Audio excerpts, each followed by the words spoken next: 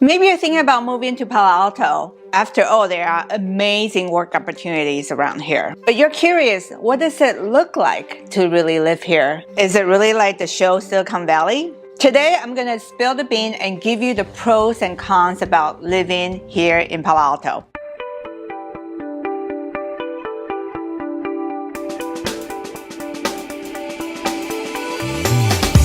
Hi, this is Heather Lynn with Keller Williams Palo Alto. Welcome to my channel. Here we talk about the different repairs and the different things you could do to your property to maximize the sale of your home. If you find that information useful, please consider subscribing to my channel and hit that notification button so you can get my new video every Monday. Let's start with the pros of living here in Palo Alto. There are tons of different cultures you will be experiencing living in Palo Alto and the greater Bay Area. Very common when you enter a grocery store, you hear about 5 different foreign languages being spoken in different spaces. So people come here to work, to pursue their American dream, to pursue a great job opportunity. As a result, there are amazing restaurants. There's Korean food, there's the Tofu House on El Camino Real. There's ramen. Ramen Niji is one of the famous hangout spots for ramen lovers. There's Turkish food. There's Mediterranean foods. There's Jamaican food. My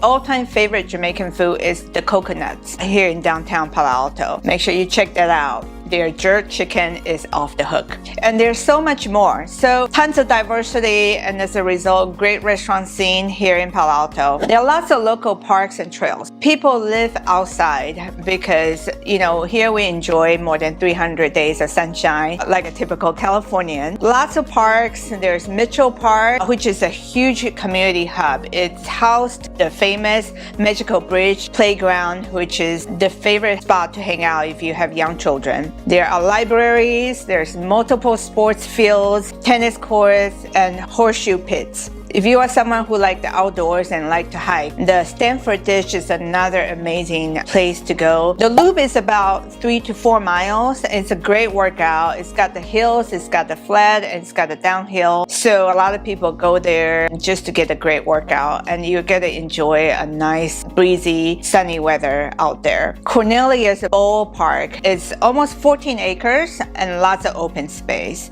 Another great place to hang out. Palo Alto Baylands Nature Preserve Trailheads is another great place if you want to stay close to nature and enjoy a little bit of bird watching while you're out, getting a good workout in your hikes. That's a great place to go. And those are great places for picnics if you want to find a leisurely afternoon to hang out with friends and family. Palo Alto is one of the cities that are very known for its bikeability and walkability. And it has actually received several awards about how bikeable it is to live here. Tons of bike lanes. There are lots of streets that are closed off completely for cars, especially around College Terrace neighborhood, which is the neighborhood next to Stanford University. Stanford has really made a concerted effort to encourage people to take public transportation or bike to work. And as a result, you can see a lot of bike lanes that are kind of designated around there, as well as throughout Palo Alto. There are 2 Caltrain stations in Palo Alto, the downtown station and the California station. So making commute to this city really easy from other areas. You really don't need a car to live here, although it's nice to have one. But if you have a bike, it gets you to all the stores, and the bike lane make it safe to travel. So another advantage of living here in Palo Alto and here in the general Bay Area is that you're going to be working and living among the most brilliant, talented, highly educated people. People move here for the jobs, and there are so many companies that are doing world-class innovation. People literally believe that they are changing the world with the work that they are doing here. We're talking about many high-tech companies: Google, Facebook, LinkedIn, Hewlett-Packard, Tesla, Apple Computer, all headquartered here in this greater Bay Area cities. Now, Stanford University, which occupies a good portion of Palo Alto, drives world talent from all around the world into this area, and many of the Stanford graduates went on and become mover and shakers in the community. So let's talk about day trips. This is one of the perks of living here in Palo Alto. Literally within a couple of hour drive, you could hit the beach, you could hit the snow, you could hit the wine country. If you want to go to the city, it's going to take you only 45 minutes to go to San Francisco, and lots of great restaurants. The night scene there is incredible, and obviously San Francisco is home to some of the Michelin star restaurants, as well as a lot of holes in the wall kind of places where you will have a pleasant surprise. It's only 45 minutes. If you want to take Caltrain, actually to take Caltrain to San Francisco, you could walk around the ferry building, take a short cable car ride to Fisherman's Wharf, as well as other areas. So it's very doable to take a day trip up in the city and just enjoy a nice day away from home. If you want to go to the coast, it's another 30 to 45 minutes from Palo Alto to Half Moon Bay and Santa Cruz, which has beautiful coastlines, lots of beaches, and lots of coastal hiking trails. If you like to surf, surfing, and I would recommend you surf with a wetsuit because the Pacific Ocean water is icy cold. If you like to surf, it's only 45 minutes away to those coastal cities. If you go to Half Moon Bay, you gotta check out the Sam's Chowder House. It's got one of the best seafoods in town. Sam's Chowder House has lots of seatings along the water, so you gotta enjoy a beautiful ocean view, either inside or outside in the restaurants. Santa Cruz is another great place to hang out if you're looking to take a day trip. And if you have young children, Santa Cruz is actually a really fun place to take your children to. There is a beach boardwalk with an amusement park, roller coaster rides, and lots of fun rides for the kids. It's right by the beach, so you also get to enjoy a nice day out, either picnic at the beach or play some beach volleyball, or just check out the restaurants around the boardwalk. There is an arcade too. If you are into arcade games, that's another great place to hang out. While you're in town, make sure you check out Marianne's Ice Cream. Over 100 flavors of ice cream at Marianne's, which are one of my favorite spots to hang out. If you're a wine lover, Napa Valley, Sonoma Valley, which is the wine country here in Northern California, is only 2 hours away. It's completely doable to do a day trip. Some of the world famous wineries are located in Napa and Sonoma, and then great restaurants up there as well. The French Laundry, which wants the 3 Michelin star status, is located in Napa. So a great day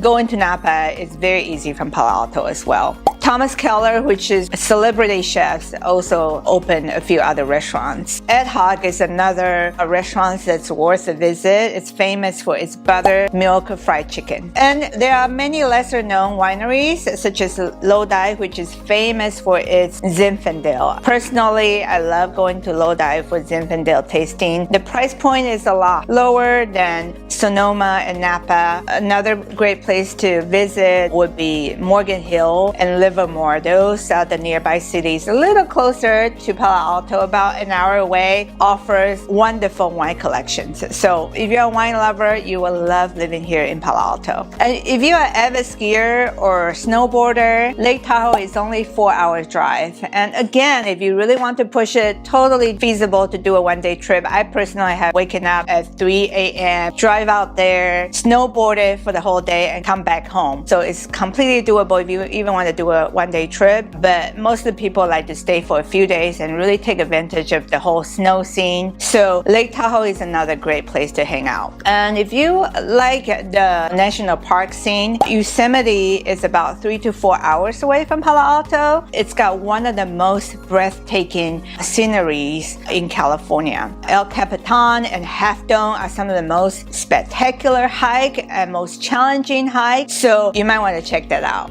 There are also other more low-key hikes all around Yosemite. I personally like the Vernal Fall hike. It's a little bit more manageable. Takes about 5 to 6 hours, but not as strenuous as Half Dome. So I gotta be honest, now we talk about the advantages, the good, the pros of living here in Palo Alto. I gotta touch upon some of the cons of living here in Palo Alto. The number one and the most obvious one is that it's very expensive to live here. If you're interested in learning about the cost of living here in Palo Alto, watch this video. I actually shot an entire video on that topic. So check this out to learn about the difference between cost of living here in Palo Alto versus the rest of the country. Let's address the elephant in the room. The average home prices in Palo Alto is $3 million, while the US average is about $250,000. So the homes here are very expensive, and the cost of living in terms of food, restaurants, groceries, even a cup of coffee at Starbucks is slightly more expensive. But housing will take up a huge chunk of your paycheck. Let me just be really honest. At a very high level, if the average US cost of living is 100 points, Palo Alto is about 500 points, which means 5 times more expensive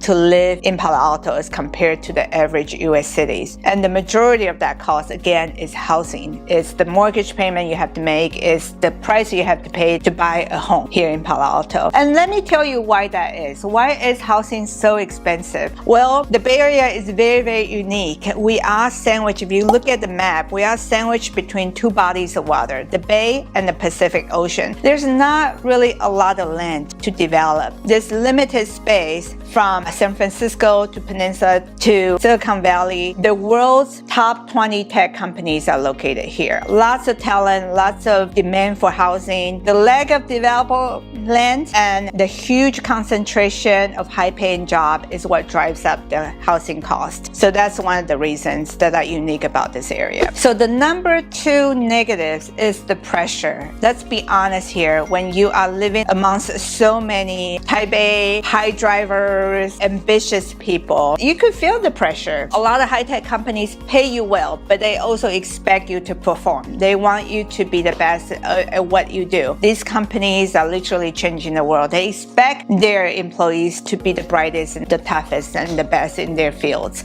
So there's pressure that comes with living here. Obviously, high pressure comes with a cost. This could potentially take a toll on the mental health and on your family. Obviously, if you're coming here, there's a good reason why you're moving here. And there's a lot of exciting aspects about the Bay Area, but also you want to be mindful of striking a work-life balance. And the number 3 negatives is traffic is returning. So on 101, because there are so many high-tech companies that are built right along 101, traffic could be horrendous. Early in the morning, between the hour of 7 to 8:30, and then later in the afternoon. Sometimes traffic starts as early as 3 p.m. and it doesn't end until 7 p.m. So if you are thinking about commuting, that could be something to consider, depending on where you want to live and how far you want to live away from work. And if you live in Palo Alto and very close to your employer, sometimes biking would be a great option to explore. Many of my friends love biking to work. It gives them an opportunity to unwind and relax at the end of the workday while getting their exercises done. So something to consider. And there are 2 major highways that runs through Palo Alto. Highway 280, which is on the west side, and Highway 101, which is on the east side. 280 is less congested. So if you have a way of getting home from 280, I highly recommend taking 280 instead of 101. Also, 280 is a little bit more scenic than 101, where you see a lot of concrete jungles and, industrial establishments.